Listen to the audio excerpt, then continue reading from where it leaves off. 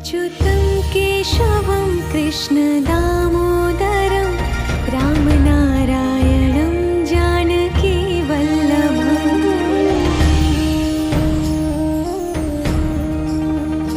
अच्युतं केशवं कृष्णदामोदरं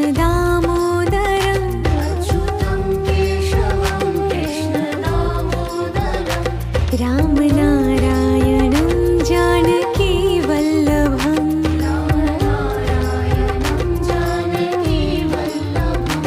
कौन कहते हैं भगवान आते नहीं,